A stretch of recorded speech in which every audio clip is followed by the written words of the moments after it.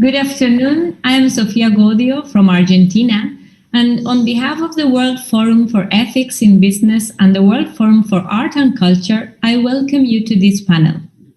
Inspired by Gurudev Sri Ravi Shankar, the World Forum of Art and Culture was instituted with the idea of having a centralized platform to engage with artists world over, to enable artists with their indigenous flavor to promote their art and collaborate with them to teach and ultimately to unite the world through arts and culture. We have had performances with over 2.8 million artists from 156 countries, 12 Guinness World Records, 2 World Culture Festivals, and the vision of a one world family. For this conference, titled Changing Paradigms in a Pandemic World, we look at how you, as young artists, have coped. In Cope It or Cap It, today we discuss. Maxi Pacheco is a musician, songwriter, and performer born in Resistencia, Chaco, Argentina. Currently, he's residing in Buenos Aires. He has released 5 albums and has toured nationally and internationally for more than 10 years. He is also a lawyer, although he does not practice as such, and has been practicing transcendental meditation for more than 8 years regularly. Welcome, Maxi. Thank you. What would you say are the major drawbacks of sharing your art on online platforms? Yo creo que hace bastante tiempo las plataformas digitales están preparadas para compartir música. Por lo tanto, muchos problemas en lo que es la distribución digital de la música creo que no se han expandido con esta pandemia. Me parece que ya las plataformas digitales estaban preparadas para distribuir música. Entonces, no me encontré con muchos problemas en ese sentido. Yo estaba terminando de grabar un disco cuando empezó la pandemia. Mi 5º álbum lo estaba terminando de grabar cuando en Argentina se empezaron a cerrar las puertas y se empezó a cerrar todo. Entonces, lo tuve que sacar al público. El mayor problema con el que me encontré fue con la música en vivo, poder tocar en vivo. Eso para los músicos es muy necesario y no se pudo hacer durante mucho tiempo. Y ahí no hay plataformas digitales que puedan suplantar el tocar en vivo, porque se hicieron algunos intentos de streaming, de hacer conciertos online, pero en ese sentido creo que las plataformas ahí no estaban preparadas para poder hacer una buena difusión de los conciertos en vivo. Desde la técnica, desde el audio, desde la preparación de los lugares físicos y sobre todo desde la transmisión de persona a persona de un concierto en vivo. Eso es muy difícil de generar de manera digital, de manera online, porque lo que sucede en un concierto en vivo es algo que trasciende a una pantalla. Y eso fue lo más difícil de poder compartir con la gente en todo este periodo de tiempo. La música grabada, la música de estudio, todo ese proceso ya hace bastante tiempo que se podía venir haciendo a través de plataformas como Spotify, por ejemplo, entre muchas otras. Pero la música en vivo fue lo más difícil de compartir, porque los estudios no estaban preparados para poder transmitir de manera online, porque los conciertos no eran lo mismo, porque creo que, como decía antes, es muy difícil de poder transmitir de manera online lo que se puede transmitir en un concierto en vivo. Y creo que ahí es donde radicó la mayor dificultad de esta pandemia en lo que respecta a la manera de distribuir de manera digital, en este caso, la música. Thank you, Maxi. Yeah, I totally understand. The concerts have been a real challenge for you all. Mm-hmm. Now we have Cindy F. Daniel. Welcome, Cindy. Cindy is a thespian who recently began producing community theater and digital content. She is also an attorney in the culture field and a radio personality who uses her industry insights to contribute to creative sector developments. Hi, Cindy. It's a pleasure to have you here. I'm so happy to be here with everybody. So I have a question for you, Cindy. Have you ever had to face like backlash or rejection on social media? And how did you deal with it? Yes, I think every artist has experienced that because the experience of art is very subjective. So you will always have people who will critique something, find fault with it. And it can be very damaging as an artist because it's the same as somebody saying, you know, my baby is ugly after you have made yourself vulnerable to share your art with the world. For me, I keep a journal when I'm creating. For every single project that I start, I keep a journal and I find writing therapeutic. The process of creating itself is very fulfilling. And then by keeping this journal, I usually have somewhere where I can map my journey. So I know that it has helped me when I've faced criticism after releasing content or art, when I go back to that, because I can go back to this place where it was just me and my thoughts in the creative process. And very often I remind myself that the actual process of creation in and of itself is enough. And even though you would love for everybody out there to feel the same way about your art, you just have to be realistic and know that it's not going to happen. There will always be, and I think it's human nature to focus on maybe that minority that finds fault with your art, as opposed to a lot of people, the people who really appreciate it.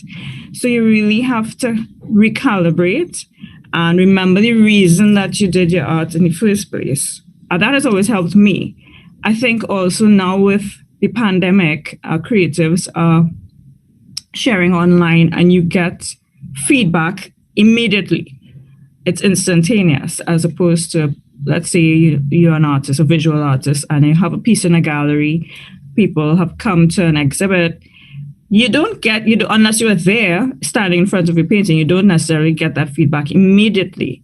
So with comments on social media, as the artist, I think it's good to take a break sometimes. Just unplug after you've released your art, because it can be challenging for mental health, I think, for artists, and sometimes discouraging if you allow yourself to focus on the negative. That has always helped me. Sometimes it's just good to detach. If you have somebody you trust, you ask that person to moderate your comments, give them, and filter the feedback for you.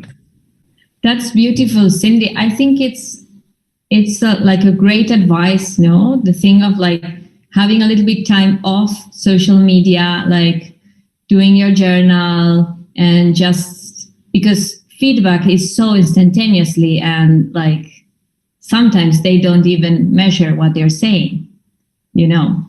Yeah, you want to avoid taking it personally, but sometimes we are sensitive, especially artists, because it's a part of you that you're reflecting to the world. Totally. Thank you so much, Cindy.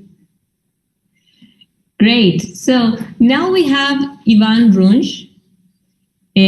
Welcome, Ivan. Hi. Thanks for having me. Ivan grew up in Quebec. He's from Canada and studied the violin at the Conservatory of Music before moving to Ottawa to pursue his master's degree.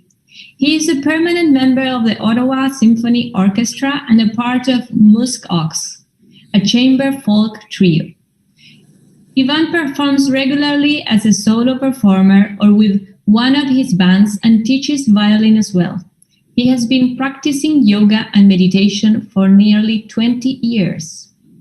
So, what do you think audiences are harsher or emerging artists on online platforms? What would you say to them also? I don't necessarily think that that's the case, especially given the pandemic. I think people, because we can't attend live concerts, people are looking for music, and I think people are much more supportive of emerging artists.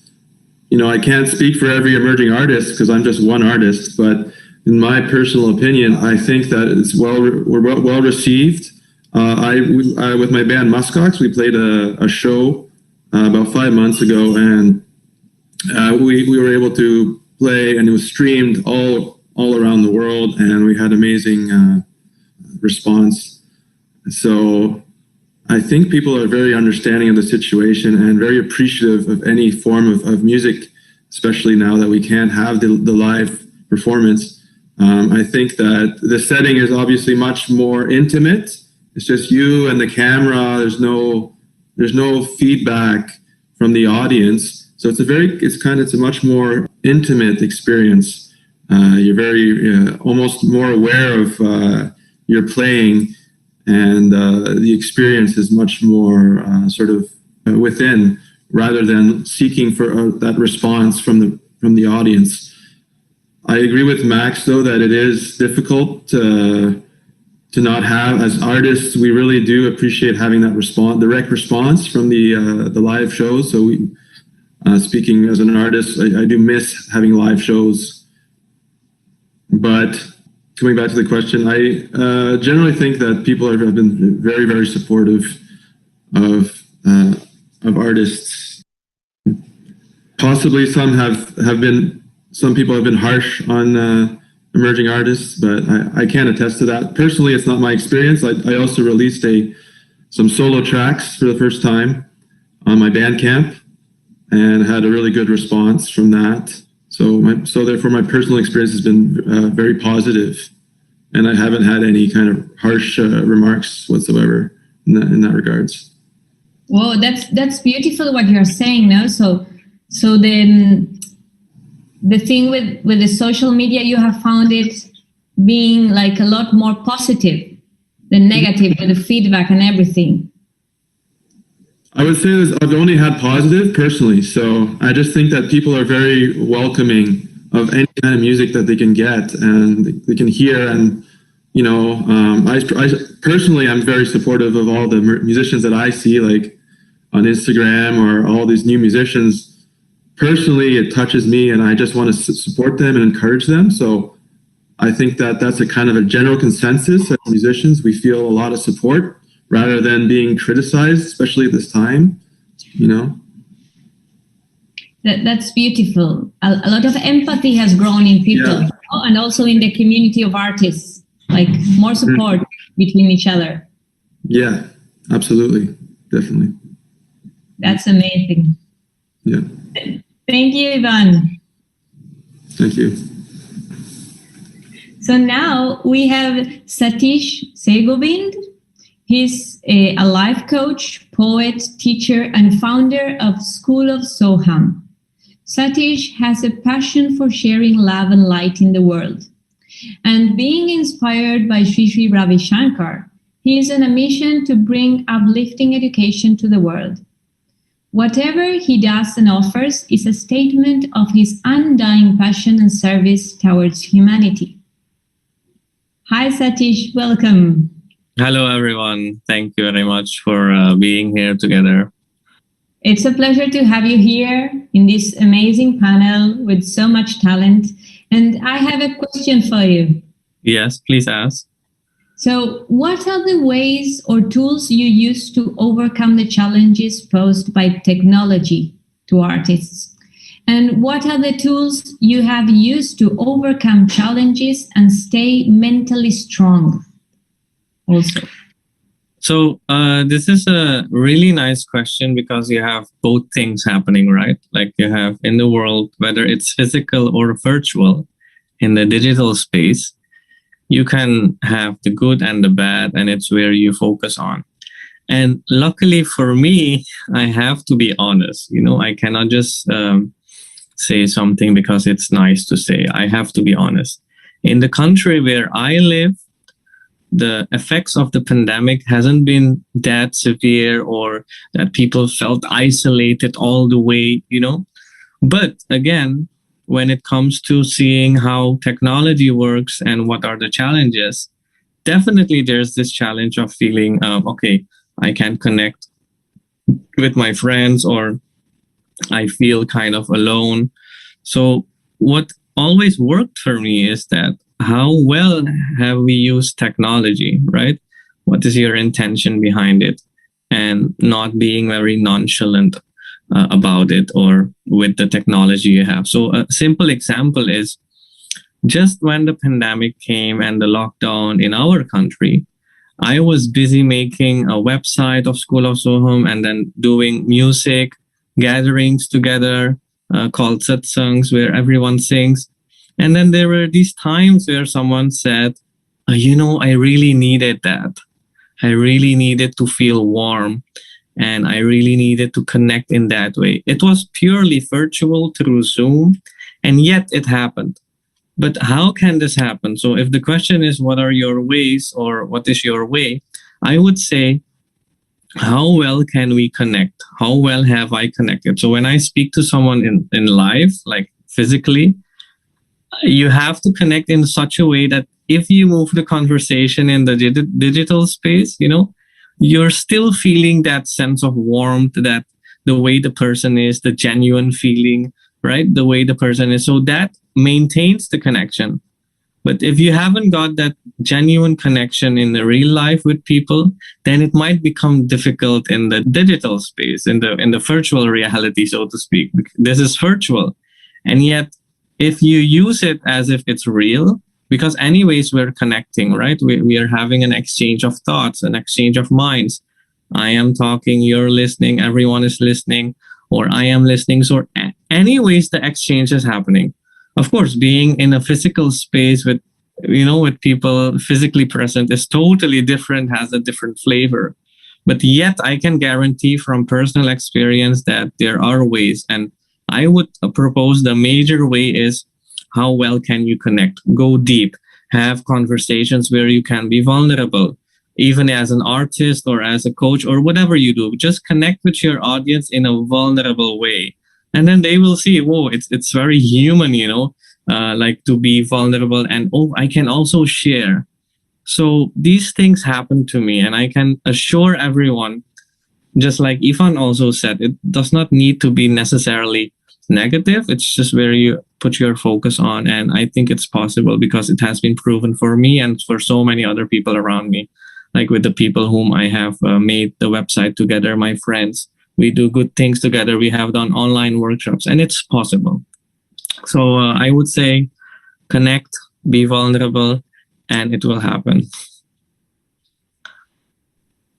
That's beautiful. Or what do you use to be like mentally strong? And to definitely, yes, mental stability is easy. It's definitely, you have to unplug. Someone said it before, Ifan. Cindy said that you have to unplug. Journaling, meditation, breathing exercises, these are done, all the time. You can easily find something on YouTube. There are even 1-minute meditations by Headspace. So there are enough, you want 10 minutes, 20 minutes, 30 minutes, 50 minutes. There is a whole ocean of technology or tools available to just center yourself. So for me, it's always, I am very lazy. So I have the Sattva app and I just scroll and I pick a random meditation, and then I just know, okay, I'm centered and I can work again and I can do whatever is needed, no matter what the challenges are. Great. That's amazing. So like being centered to be able to be vulnerable and connect. And connect, yes, because I have been coaching people for the last 10 years through WhatsApp, and they have seen the benefits. So they can still remember, hey, you helped me with that, 3 years ago. So before the pandemic, I was connecting with people all over the world through WhatsApp. So the technology is the way you use it. I have to say, it's the way you use it.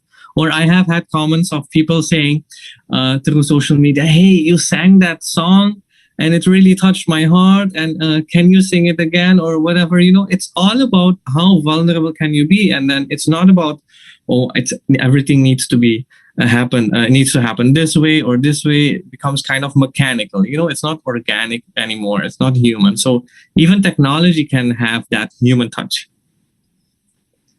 That's beautiful. And do you find it's easier to be vulnerable in the virtual way? For me, it's both ways, because once you open up certain conversations, you can be vulnerable. It's like literally opening a door. Once you have opened the door, it can happen. So it can be easy both ways, because I have known people in the physical space, they won't speak, but they will speak once they have they are alone and they have the WhatsApp or messaging platforms, and then they say whatever they want to say. But I would just go for a merging of both worlds, the physical as well as the virtual reality, and not be someone else in the physical and someone else in the virtual. We have to be genuine, we have to be vulnerable, and we have to connect in deeper ways. More than ever, because then people don't need to feel isolated or lonely or mentally unstable or whatever the challenges may be. Thank you, Satish. That was really beautiful. Welcome. Thank you.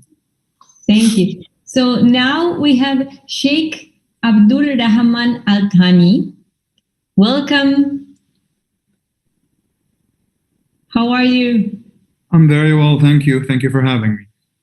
So, Mr. Abdul Rahman Al Thani is a Qatari interdisciplinary artist, multi-instrumental musician, and a composer.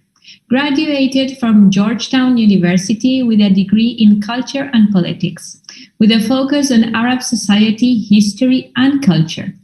His educational and artistic journey reflects his love for local culture and art, which is expressed through his artistic exploration of local music.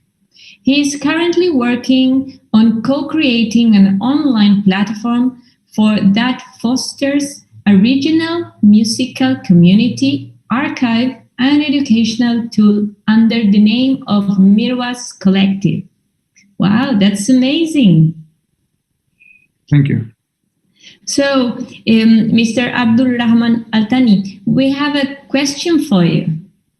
So, I wanted to know, your art is totally dependent on how creative you are. And so, how do you manage to keep the river of creativity flowing? That's a very interesting question. And allow me to be mechanical at first. This might sound a bit reductionist and maybe, too deconstructionist, but a lot of people associate creativity with trauma sometimes. And I remember that was when I was reading the transcript of Orhan Pamuk's Nobel Prize acceptance ceremony. He was dealing with this issue himself, where do I need to be traumatized in order to be a good writer, in order to be a good artist? And he was saying that for me, I didn't feel that. I had a good life, I had a good childhood, I didn't have a lot of issues growing up. Does that mean my art has less value? Now, I do see some merit in trauma being a motivation for creativity. But I do go with the more Nietzschean philosophy of, and that's where he mentions in one of his books on the birth of tragedy, we imitate nature by being artists. So humanity sometimes loses touch with the fact that we're not original. A musician like myself, in the end, will sample the sounds from nature. I'm not creating something from scratch. I'm simply assembling with whatever nature has given me. And that's sounds and frequencies, for instance. That's for my medium as a musician. If we establish that, then what's left for me as an artist, as a composer in my case, is to control my processing ability to kind of put forth a work of art. And so to poetically answer your question about how to keep the river of creativity flowing, I would believe it has to do with mental state, because while I do believe that as an artist, I simply just sample nature, I do believe that it has to do with my ability at the time, my processing ability to put forth a composition, for instance. I can tell you that I've had instances where I have came up with ideas and finished composing an entire work of art in the span of 2 weeks down to production. And that I have works that I've started in 2018 that I'm still unable to finish. And I think that has to do with the mental state. I don't necessarily think that it has to do with your total mental state, because you can still produce sometimes. But sometimes it has to do with an emotional state towards a certain artistic product or the other. That's great. So, like, what I get from you is this concept about like that you are not really like inventing anything. It's just everything. It's there in the nature. You just get inspired by it. That's a very dark way to look at it, but I'm like, it's just a simple deconstruction of how I think it is. That's amazing. That's amazing. And what would you say, like an advice for emerging artists, where to get their creativity when they feel like a block, or like how could they do? I'll tell you this, forcing something is never a good habit. I have forced something before in terms of I've tried forcing a musical product out of me sometimes, where I would be stuck in a verse or in a segment here or there. I would end up always scratching what I've done or resenting the work I've presented. It's good to leave things to come naturally, because what we seem to romanticize a lot as artists is sometimes our unstable emotional conditions. And that's not true. Artists can be emotionally healthy too. And they need to in order to produce good art. But again, I do understand that sometimes the drive for becoming an artist can arise from struggle. That's beautiful. No, to bring down all these concepts about like being an artist, you have to be like suffering, or to get to your creativity. No, like mental stability brings a lot of creativity also. Definitely. That's beautiful. Thank you so much. Thank you. So now we have Korcho. Korcho is a Togolese artist and Afro musician. Hi, Korcho. Welcome. Merci beaucoup. Merci pour l'invitation. So I would like to know, with the world coming to a stop, being in isolation, what did you feel was important to you? Aujourd'hui, nous nous sommes rendus à l'évidence que, en tant qu'humains, nous avons des faiblesses aléatoires, des choses qui nous empêchent, des choses qui nous disent que nous avons des limites en fait. Et nous ne pouvons pas nous prévaloir et dire que nous sommes au sommet de tout. Aujourd'hui, le monde est en arrêt et nos savoir-faire prouvent que nous avons toujours des choses à apprendre des autres. Aujourd'hui, des artistes qui, par exemple, n'avaient pas la possibilité d'aller, vous voyez, sur Internet pour faire la promotion de leur œuvre, commencent par s'intéresser à Internet, ce qui n'était pas le cas avant. Aujourd'hui également, ceux qui avaient des autorités sur Internet voient que le monde est talonné, ils voient que ils n'arrivent pas, il y a d'autres générations aussi qui viennent. Bon, personnellement, ce que je retiens de tout ça, c'est que nous avons compris que, en tant qu'humains, nous avons des limites, nous avons beaucoup de choses également à apprendre et il faudrait qu'on puisse s'unir, il faudrait qu'on puisse arriver à aller ensemble, trouver ensemble des solutions. Et l'individualisme aussi est un peu tombé. Il y a ceux qui aiment toujours être individuels, faire les choses à leur manière, aller à one way, puisque quand on est sur Internet, on n'est plus seul. On n'est plus seul vraiment. Donc, c'est ce que j'ai pu noter. c'est ce que je peux dire, que nous ne sommes pas vraiment seuls. On pensait qu'avec Internet, chacun se cache derrière son téléphone et puis envoie des messages.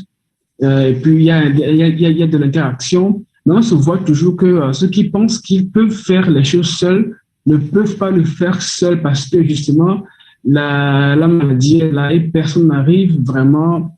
La maladie nous a imposé à vivre ensemble, puisque ceux qui ont la maladie risquent de contaminer leurs prochains. Donc, du coup, il faut se protéger pour protéger également les autres. Donc, nous sommes dans une ambiance où nous sommes interliés, nous sommes plus liés qu'avant. Voilà, c'est ce que je peux dire rapidement. Thank you, Kotso.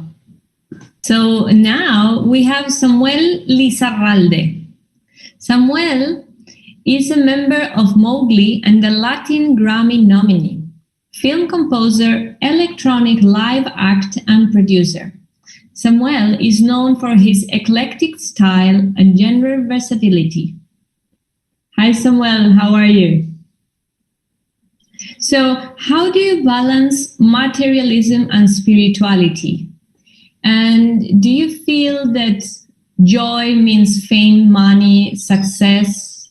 Or do you feel like you're somehow like incomplete in somewhere of these aspects? Creo que son preguntas muy amplias y preguntas que vienen, yo creo que desde tiempos bíblicos más allá del arte, y es ¿qué gana una persona que tiene el mundo entero pero pierde su propia alma? Creo que esa pregunta literalmente viene desde los tiempos más ancestrales y se encuentra desde el Corán hasta la Biblia. Y es una pregunta que hemos tratado de entender como seres humanos y que como artistas se encuentra en el núcleo de lo que ser artista significa. Así que creo que la manera más sencilla de responderla es tal vez contarla en mi experiencia, porque creo que es una pregunta totalmente subjetiva. Y creo que tal vez a través de la experiencia de todos podemos tratar de sacar algo y aplicarlo a nuestra vida. Pero definitivamente no creo que tenga ni yo ni nadie la respuesta a esta pregunta. En lo personal es una pregunta que me tocó mucho y lo sentí y lo he sentido hasta lo más profundo de mi alma. Así que les voy a contar como la experiencia y como la he vivido. Estaba de gira con Mowgli hace aproximadamente un año y estábamos teniendo el mejor momento de nuestra carrera. Estábamos de gira en Estados Unidos apoyados por el gobierno, veníamos de una gira nacional, los números que hoy en día son tan importantes para el arte de alguna manera, estaban en su mejor momento. Y en esta gira me enteré de la nominación al Grammy Latino, que creo que como artistas estas nominaciones y estos premios y reconocimientos son como casi que un sueño para todos. Así que estaba en el mejor momento de mi carrera cuando tuve esta noticia y en lugar de generarme felicidad y emoción, y creo que no podía estar más triste y no podía estar en un peor momento, digamos que mental. Entonces definitivamente el reconocimiento, la fama, la materialidad está totalmente opuesto, o por lo menos desconectado de la tranquilidad y de la paz mental y de la espiritualidad y de la felicidad como tal. Y el problema radica en que muchos artistas creo que tenemos una conexión con nuestro arte y nuestra carrera que de alguna manera se opone a lo que es per se la felicidad de alguna forma. Muchos artistas venimos de un trasfondo tal vez familiar, tal vez de nuestra niñez, tal vez de nuestra adolescencia muy difícil. Muchos artistas se refugian en el arte y se vuelven artistas en un momento en el que tal vez no tienen mucho más a su alrededor y pues no son todos, pero es la historia de muchos. Y la devoción del arte viene probablemente de esa conexión, de no tengo nada a mi alrededor, pero tengo un refugio en el arte, y el arte es aquello que siempre va a estar ahí, no me va a decepcionar y no me va a tratar mal como probablemente el resto del mundo lo hizo. Así que ponemos todo nuestro corazón en el arte y nos olvidamos de lo que hay alrededor y de lo que en verdad es la vida y la felicidad, que no se trata de cumplir objetivos o de darlo todo y sacrificar nuestro bienestar por una meta, sino es todo lo contrario. Yo creo que la felicidad se construye a lo largo de nuestra vida. La felicidad no se trata de nosotros, la felicidad se trata de lo que damos, de lo que compartimos con los demás, de vivir nuestro día a día y vivir vivir acá, en el momento, y no esperando resultados, sino esperando a que la felicidad llegue de algo más. La felicidad no llega de los premios, no llega del dinero, no llega de un ideal de algo más allá. La felicidad está aquí y está en lo que nos rodea y está en este mismo momento a nuestro alrededor. Entonces creo que es una pregunta que se sobrepone mucho. Es una pregunta que está en constante, sí, en una constante pelea, en la fama contra el hoy en día, el sueño contra lo que tenemos en nuestra vida. Entonces, de esto en el que estaba muy mal, digamos que mentalmente, espiritualmente, pero estaba muy bien en términos de carrera, pude preguntarme eso y hacer una pausa. Y esto fue justo antes de la pandemia, entonces fue un muy buen momento para parar y pensar las cosas y decidir si realmente creía que la felicidad estaba en esos sueños que uno tiene como artista o si la felicidad radica en algo más. Por lo menos para mí, creo que la felicidad radica en algo totalmente opuesto a la fama, el dinero, el reconocimiento. La felicidad radica en lo que le damos en el día a día a los demás, en la paz que tenemos con nosotros mismos y en una armonía que está en el presente, no está en el futuro. That's beautiful, Sam, no? About like happiness being in the present and not like outside, just connecting inside. That's very beautiful, and I think it's an amazing advice for young artists which are like going through all the struggle and just like, I want this Grammy nominee, and it's beautiful. Gracias, sí, de eso se trata. Creo que como artistas muchas cosas nos apartan digamos que del resto del mundo. Creo que tenemos una sensibilidad muy fuerte y por eso mismo muchas veces hay un contraste con muchas cosas. Digamos que lo que nos hace ser artistas es lo que nos separa también de las personas en ese ámbito, en que somos más sensibles, en que nos duelen más las cosas, en que nos asombramos más por las cosas. Eso muchas veces genera rechazo y nos aparta de los demás. Entonces ponemos el arte por encima de eso, ¿no? Si soy diferente, entonces me voy a enfocar en ser diferente y alejo a los demás y me enfoco en mi carrera. Y creo que la felicidad es lo contrario, es acercarnos a los demás entendiendo que somos diferentes. That's beautiful, Sam. Thank you so much for your sharing. No, thank you for having me here. And your personal story and everything. Thank you. So now we have Marcus Braveboy. Marcus is an international recording artist based in Trinidad and Tobago. He's also a law school graduate and the CEO of his own digital marketing agency, IKE, I Know Everybody, as well as a co-owner of the motivational lifestyle brand Addicted to Progress. Welcome, Marcus. Hi, Sophia. Thank you for having me. I'm enjoying this panel a lot, very insightful. Yeah, it was beautiful. So, well, that's amazing about your agency and your brand. So I have a question for you. Sure. Like there is always someone younger, more talented, and new in town. And as an artist, do you feel insecure about this? Wow, that's a very interesting question. I'm going to answer honestly, as honest as I can. I think it's especially relevant to the style of music I do. I do hip hop, dancehall, EDM, and also recently reggaeton and Afrobeats. And I think there's a lot of pressure to keep up with the trends. I'm branded as a rapper, especially globally. And I think in rap and hip hop, being young and cool and having the latest fashion styles and, being into the latest styles of music and just overall just being very youthful has been difficult for me because I'm 35 going on 36. And while I'm youthful at heart, I am very much evolving as an adult man.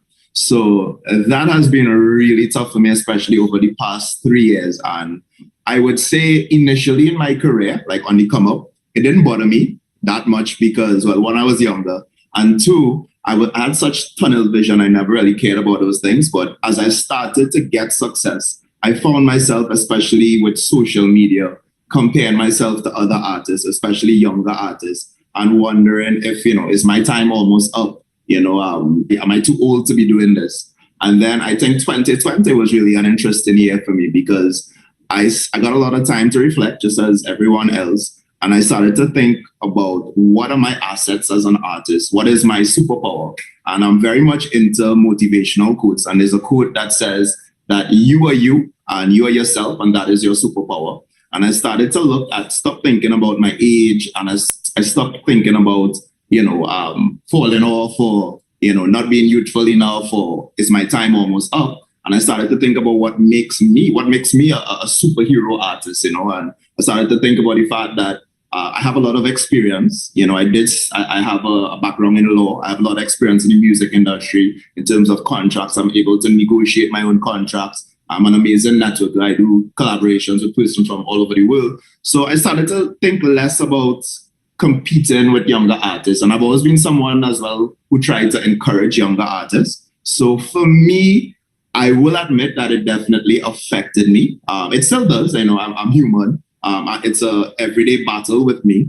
But I try to focus more on not competing with other people, but encouraging other people and just focusing on my own personal journey. And they say music is a mission, not a competition. So I think that has been my main focus right now, to focus on the mission of music and the purpose as an artist rather than competing with others. Wow, that's beautiful. I love this thing about thinking, what is your superpower? Yeah, that's been very important for me. Yes, I find it very inspiring for young people, even if they're not artists. Okay, what is your superpower? What is what brings your personal touch? Yes, I agree. And I think we all have a superpower. Each of us was blessed with some superpower. And I think that makes you unique. And you have to stop comparing ourselves to others. You'll always be somebody who you think is prettier or better looking or, more talented than you. But you are your own superhero, and you have your own superpower, and focus on that. That's beautiful. That's beautiful. And well, I guess you translate this message in all your art and in your consulting and everything. It's really inspiring and uplifting message for everyone. Thank you very much. I try my best, and I will continue to try my best. Thank you, Marcus. Thank you for sharing your talent with this whole world. And I hope each one of you will continue growing in your careers and spreading your art. And it was a pleasure to have you all here today. So stay tuned for the next session. Bye. Thank you. Good afternoon. I'm Deborah Joy Eklov from Canada. On behalf of the World Forum for Ethics in Business and the World Forum for Arts and Culture, I welcome you to this panel. The pandemic has changed our lives in many ways, but one that is likely to stay for the long run is the increasing dependence on the internet to stay connected. While online platforms have created a profitable avenue for virtual offices, schools, and meetings, it also required a paradigm shift in how we consume art and how art can reach us. To the millennials, this shift may have been inevitable, if not preferable, but there exists a league of established artists who have thrived through real-world performances, enchanting live audiences with their art. But with strict restrictions and sanitary regulations, such spaces of common sharing have been forced to shut down. This has, however, not stopped our panel today in sharing their performances. They have adapted, adopted, and assumed the internet. In these difficult times, these glimpses of their blissful heart have managed to uplift many lost souls. Some have even been able to widen their audiences through the global reach of the internet. Let us understand today how they have managed to complete this transition, what have been challenges, and what they believe lies in the future of performing arts. It's my pleasure to first introduce Lenka Lichtenberg. Lenka is a Czech-Canadian musician, composer, and producer who aspires to build bridges among cultures in a passionate and awfully deeply spiritual celebration of her roots. She has released 7 albums and won the Canadian Folk Music and International Independent Music Award. Lenka's latest project is The Thieves of Dreams, based on poems she recently unearthed that were written by her grandmother in the Theresienstadt concentration camp during World War II. How, Lenka, has the pandemic changed the experience of sharing your art? Well, thank you for your introduction, and thank you for inviting me to be part of this forum. It's very special, and it's a great honor for me to participate. I will first say that it's not been easy. I don't know any artists, especially not in my particular age group and category, where you could say that this was easy. It still is a struggle, in fact. And I am now at a point where I feel like I am not back to normal, but definitely getting better at managing the new paradigm and the new normal, what we have in our world. But the first few months, maybe I would say even a better part of the year, 2020, have been very, very difficult with lots of wonderful things that I had lined up, premiering new works and so on, tour, festivals, all that scrapped. And it was the first year in my life where I actually where I haven't performed to live audience. So that was very, very difficult. And I didn't know how to come to terms with it. And I have been luckily invited to participate in various concert series and so on. And that showed me the way that, yes, you can still connect with people, even though it is so very, very different. In my particular case, I am a composer, but also a performer who very much thrives in sort of like a two-way street with the audience, where you feed off the energy that comes at you from people reacting. And if it's nothing, just the energy coming back at you makes me happy and energized to do what I do. And when you're singing in a vacuum, like in a studio or to just your walls, it's very much a one-way street.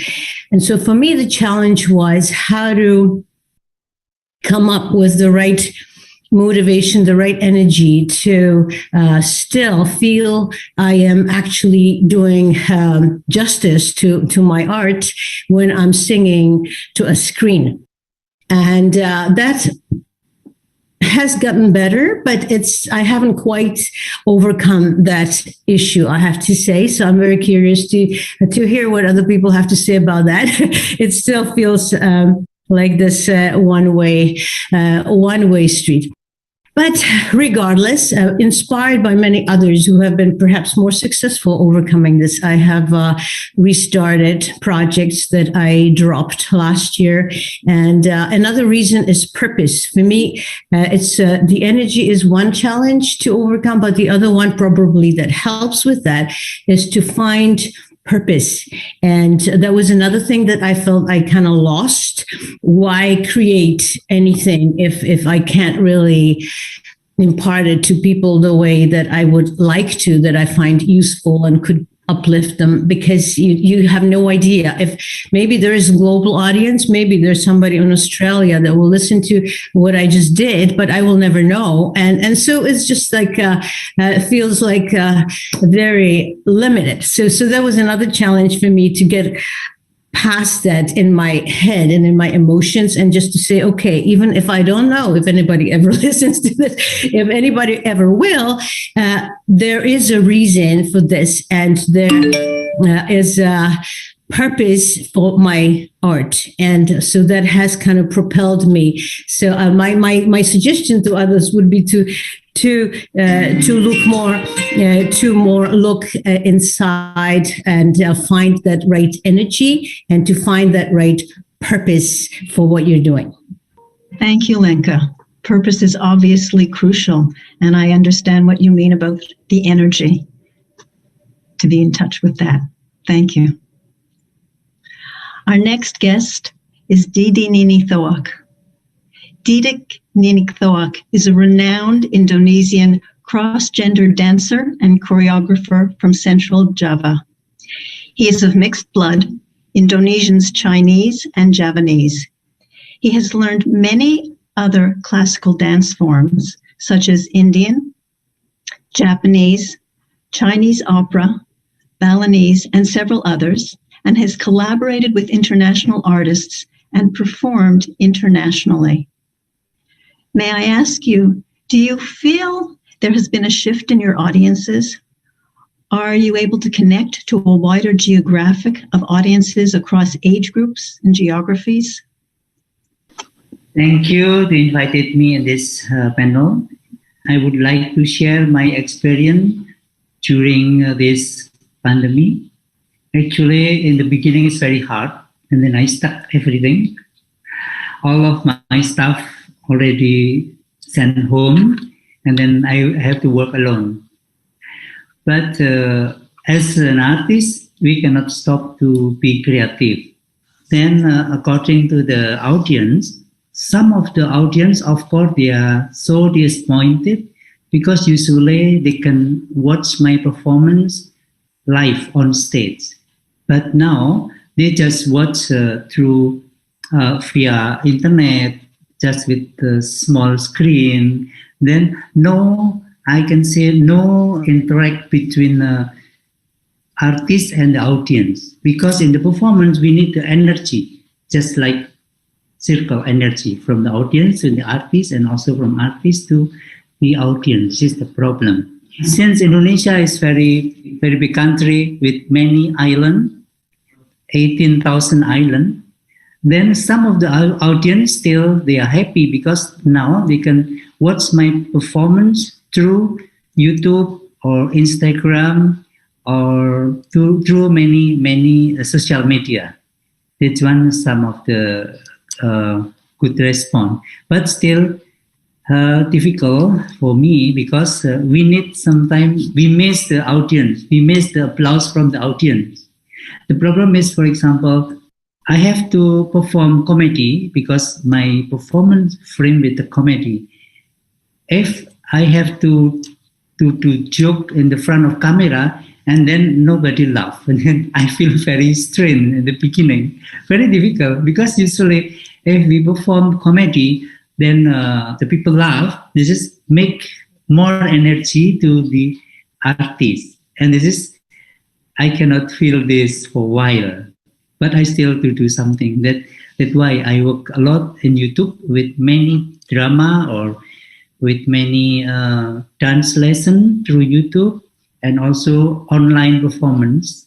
But the problem is in Indonesia, the live performance, through social media is, we can say, unusual. The people not familiar with this kind of system. That means we have to teach the people to more understand how look like the performance through social media, through the internet, through the YouTube and so on. I think this one. Thank you. Yes, thank you very much. The feedback and relationship with the audience, so crucial to our arts. Thank you. Next, it's my pleasure to introduce Yuriko Lochon. Yuriko is a practicing artist who studied art at a well-known art institute in Kyoto in Japan. Marriage is the reason for leaving her environment and throwing herself into a situation where she is inventing herself as a person and an artist who sees things from a just and fair point of view. Yuriko, the pandemic has isolated human beings around the world. All types of art forms have helped bring solace to people. Being an established artist, have you managed to own the online space to teach your art to people around the world? Yeah, thank you very much for inviting me to have a chance to share my ideas and experience the pandemic time. Frankly speaking, I still could not adjust to the situation, and it's still a kind of a process of finding myself while I'm in such kind of a situation. And for me, so to say that the experience which you can get through the internet, as far as the art objects or painting or such kind of things are concerned, it is as Lenka also told, and it's like performing art.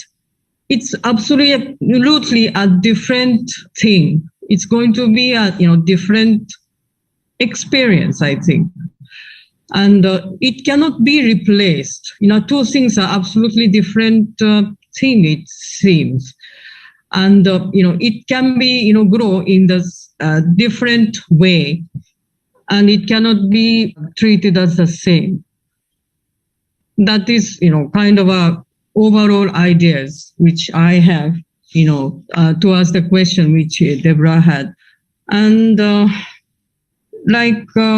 as soon as they have they means the children of this generation who was born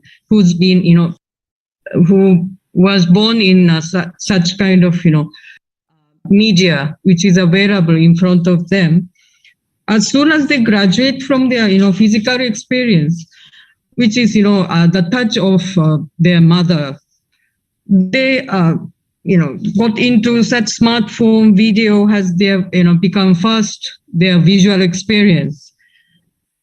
And I think which is kind of virtual, and it's actually passive, not kind of an active mode of experience.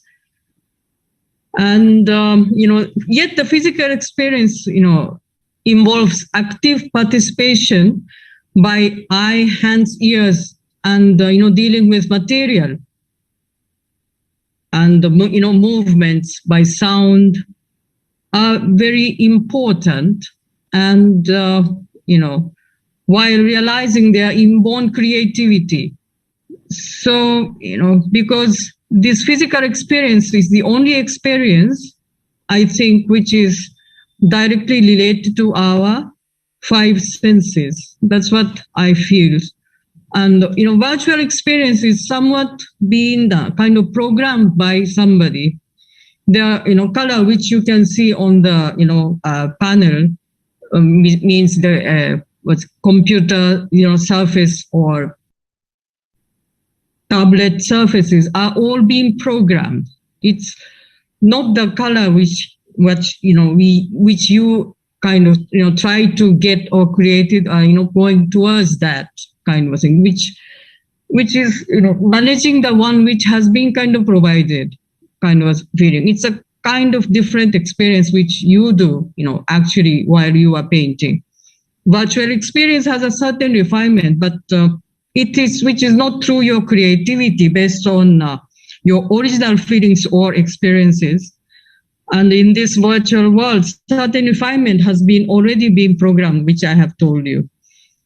So this is kind of an idea which, through your question, Deborah, I have kind of got. So thank you so much. Thank you so much, Yuriko. You're included so much there that needs to be talked about, especially the senses and how that translates to technology. Thank you. Our next guest and speaker is David Ledov. Professor Ledov has composed many works, mostly for voice, solo instruments, and chamber ensembles. David is also an influential scholar of general and musical semiotics, including computer-based research on music and expressive gesture. Throughout his career, he taught in Mexico, Brazil, and Germany, and was a member of faculty at York University in Toronto, Canada. David, do you think this move towards online platforms will be beneficial in the long run for traditional art forms? I'm not sure. When you say traditional art forms, you used those words for me before. I wasn't quite sure what you meant, but I see this wonderful panel and all the different traditions that people here represent. I think we can see that the answer has to be mixed. It's different for different arts and it's different for different traditions. I think a positive thing that's coming with our investment in the internet is that for some very limited practices, like, for example, European string quartets, it's sort of good for the diaspora that we can be more in touch as a group. And I think one of the profound powers of music, perhaps the only one, really, is that it pulls people into a group. You know, we lose our skin when we're involved with music, and it's as if we share a body in some ways. And I think having the internet as part of the mix, I think that's an enrichment. But I have to say, that's certainly not one that depended on the pandemic. Music has always been very responsive to new technologies, I think. And I think you could take that all the way back to inventing new ways to make a pod rattle, the way musicians think. And then printing expanded that very much. So I think in a long-term perspective, the pandemic will not stand out as more than giving us a little push to go faster in things that were happening anyway. Broadcasting and recording, huge changes for music, huge changes for style of life, because you can't have a lot of people earning their living as performers once you start having the primary distribution of music is electronic. It turns people's lives upside down on that level. It also turns the quality of sound upside down. Those are real big changes. The pandemic is relatively, for music, is relatively a minor event that we make personal. It's not for individuals, it's not minor. There are a lot of individuals who are severely displaced, but for music as an art, I think it will be a qualifying thing when we look back at this age. Not me personally, but people looking back from 100 years forward. Climate change is going to look like a much bigger issue than the pandemic. We've had pandemics before. You know. Wow. I really appreciate your perspective of putting it in perspective, that change has been normal all along. Thank you. Our last speaker on this panel is Ayu Lakshmi. Ayu was born in Singaraja, North Valley. She's a singer as well as a gifted songwriter, dancer, actress in film, and theater performer. Her music project, titled Swara Semesta, employs many musical idioms from across Indonesian culture and features undeniably religious and spiritual undertones. Lakshmi has been participating actively on numerous stages of festivals, both locally in Bali and internationally. How have you been to practice and promote your art online? And how have you been able to manage with the fast pace of interactions on social media platforms? Thank you, Deborah. First of all, I would like to say thanks for all of the parties who organize this panel, and I'm so grateful to be a part in this discussion. It's really interesting, and I'm going to continue the answer of your question, Deborah. I practice every day, everywhere in my daily life, communicating to a family at home or among my friends and to people I met, could be anywhere. It's not specially intended, but most of the time I present myself in an artistic way. Even though the things that we discuss or we deal with just an ordinary things. So if I can say I celebrate every single day with a theatrical presentation, whether it's through music, dance, poetry, and acting or theater as well. So as we all know that I'm living in Bali, and in Bali we have so many celebrations, we have so many ceremonies, and most of the Balinese having their daily life is it's in a theatrical presentation. So the place, the time, the people I met, and also the situation, I think they are actually the truly guru, the truly teacher, and as well the space that I can practice, that I can learn something new, that I can inspire by situation, by people that I met. And that's also how I celebrate the skill and talents which has been given by God. And for the next question, how I'm promoting the art online. Well, of course, at the beginning, it's quite difficult because, most of the time I work alone. Mostly I create like short videos, content. Mostly I create by myself, starting from creating a storyboard and film shooting from by the modest, a simple camera from my cell phone, and create some music, back sound, and as well final editing. But from the small concept, sometimes become a bigger concept, and I share to whenever I got a basic concept and getting bigger concept, and I share to my team. Then we continue to create a kind of live streaming or a live tapping. Then, of course, that involving many parties and many artists as well. And then we create more professional, that sometimes we send a proposal to government and we need a support because it's quite difficult to sell a ticket by online or virtual show. At the moment in Indonesia, it's quite difficult, but we try to day by day convince the audience that this is the fact that we have to deal with in the pandemic situation.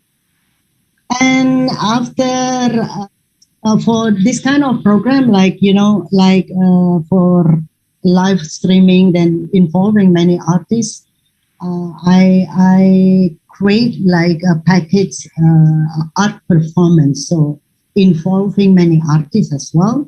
Then after that, it's uploaded in the social media. So during the new normal, actually, I do virtual show. It's quite often. Sometimes without any planning, how you call impromptu. And I'm also very often invited by many other artists from Indonesia as well abroad. And most of them that I met, whether accidentally or not, they have the same energy, same frequency, and same interest. So no wonder that sudden collaboration is quite often happen. So in this kind of situation, we can promoting each other because I'm involved in their project, or the other way around. So whenever they have a project, so I'm the one who promote them.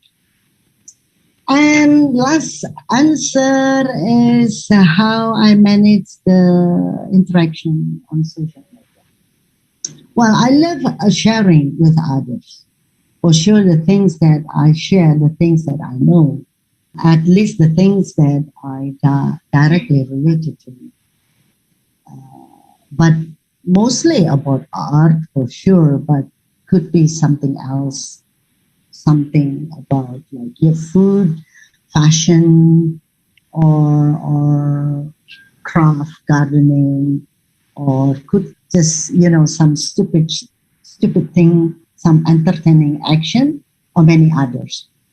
And as we know, the people we create on social media, they have a different backgrounds and different interests. However, I promote all of my activities mostly in artistic presentation. I think that's all I can share to you. Thank you. Thank you so much, Ayu. There is so much, and I appreciate your mentioning of collaboration and how that also changes online so much. Well, I know everybody has been able to share. We've found some things that are similar in the viewpoints and in the different arts that are represented here now. And what I'd like to ask actually is another question. Do you feel that learning an art form online, as many of the next generations are doing, diminishes the depth and seriousness of the form, or impacts it in different ways? I don't know if I can answer the question, but I can tell a little story. I had a Zoom meeting with a teacher about my age, younger than me, but not much. And she was it was a small group of us, and she had been displaced from her teaching, which is not art teaching, it was sociology or something. I don't remember exactly the field. And she said, for me, teaching is a contact sport. I want to be able to smell my students. And I think the problem that you're raising is connected to that because of this business that we're sensualists. We all depend on sensations in the arts. And I don't know that the issue about that teaching is really an issue about the arts, or it's an issue about teaching in general. So, that's two ways of looking at it. I think that a lot of good teaching, though, must be happening now with the internet. Thank you. Yes, I think that's a very relevant perspective. Thank you, David. Ms. Didik? Yes. In my experience during pandemic, if I teach the technique of traditional dance, actually, if we learn only the technique is easy through internet, but to teach how to give soul in the movement is not easy because this is process. And then teacher in the traditional way how to teach in Indonesia, teacher should touch the body of the student. Then they know very well the technique, how far, for example, the position of mudras should be like this, should be like this. If we watch on internet, we just imitate, but we cannot feel the feeling or the soul of the movement. We cannot teach from them. But I have experience to teach stage makeup. I think stage makeup is more easier because the stage makeup like drawing. And then, for example, I have to teach the character of monkey. Then I have to teach step by step for the face, and then how to draw the eyes, and so on and so on. This is more easy when I teach makeup. Only for dancing, no. But there is something good also. if we have recording in YouTube about how to teach dance, actually this is kind of a preservation technique. Then our technique or our dance style still we can see on YouTube. This is something good also, because I think the documentation is not easy because of the technology now is everything digital. Sometimes I have a very huge documentation in my office about many different performance and many different activity I did. Sometimes because of human error, then I lost. For example, I already lost 1 terabyte hard disk, a lot of documentation. This is very hard. But when I put documentation in YouTube, at least they still somewhere else. Then we still keep that kind of the another technique of preservation, I think. This is my opinion. Thank you. Yes, very interesting, the combination. It's a technology, and it really is what we do with it. Very interesting. Thank you. Want to comment, Lenka? Yes, please. I wanted to share my experience leading a choir, which I suppose would qualify as teaching traditional type of music as an ensemble. It's something I started like right when the pandemic started last March, and we've had sessions with the choir every week since. So that has been really a spectacular experience in many ways, where of course music is particularly bad for Zoom, of course because of the delay, and so I cannot hear my choir members. It's 9 wonderful ladies, but they hear me. And I think somehow the experience of sharing the music together, and we talk in between each song, and I have suggestions and so on and so forth, but I can never hear the choir as a whole. So it doesn't seem to take anything away from the pleasure that we get of being a choir. And in order to overcome that particular problem of the togetherness, I have come up with the idea, and we're working on that now, is to create a video where everyone is uploading now for me their own singing of an arrangement that I wrote. And I'm going to be putting together the screen where you see the 9 ladies singing that song, and you will hear them as well. So that's actually the only way we can be together. And we're very, very excited about this project. So the technology is both hindering us and now helping us to move forward and be an actual choir. So that's a beautiful thing. But actually, on a little different note, I didn't say anything positive, I think, and I wanted to fix that in my previous talk about this, and that is the value of collaborations. And that is something I wanted to mention, which is that of all the negatives that I mentioned, of the energy and all those other things, there is one thing, which is that now we are enabled to collaborate with people around the world in a way that never would have occurred to us before, with from everywhere. And that has been really invaluable and very inspiring to be able to record someone from London or New York or wherever in Europe or even Montreal here in Canada, and have these people participate on my music making. So that really has been a beautiful thing. So I just wanted to add that so that there is something positive, because I think I've gone a little too far with the all negative. Thank you. Thank you, Lenka. And I think as audiences and as artists, to have that access worldwide is just spectacular. The one world family that is developing because we have the internet, and applying it to the arts is, as David said, is speeded up. It may have happened anyways, but it's speeded up in these conditions. Yes, Yuriko, please. Okay, I will tell you very short, I don't know whether I can communicate what I think right now. I think that, as far as this visual art or, plastic art is concerned, or, creating something by hand, dealing with the material is concerned, it's,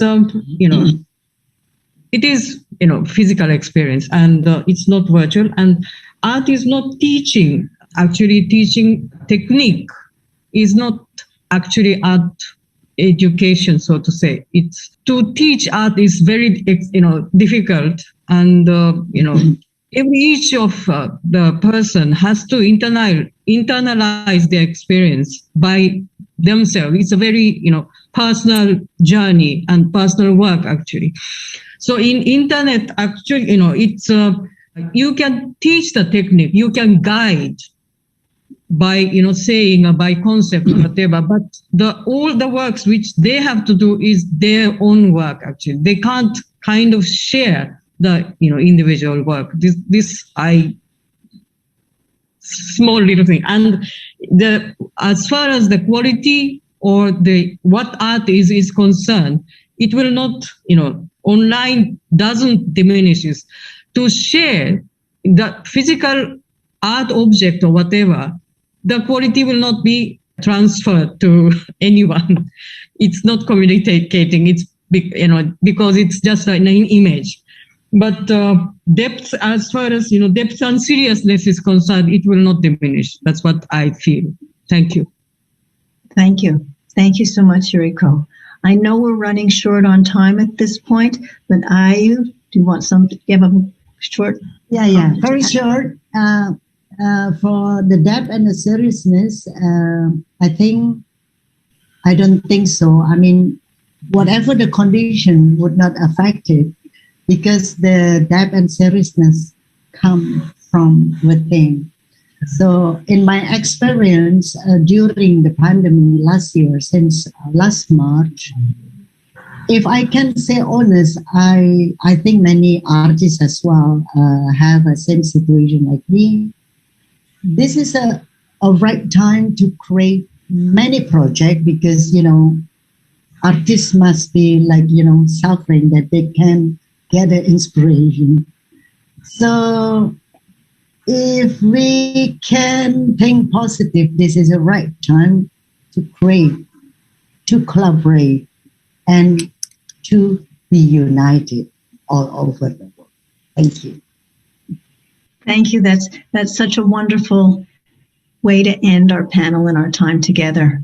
I know I've learned a lot. I'm sure our audience will learn a lot and kindle that interest in being online with the arts, both as performers and audience, I think is what I'm hearing also in what each of us are saying.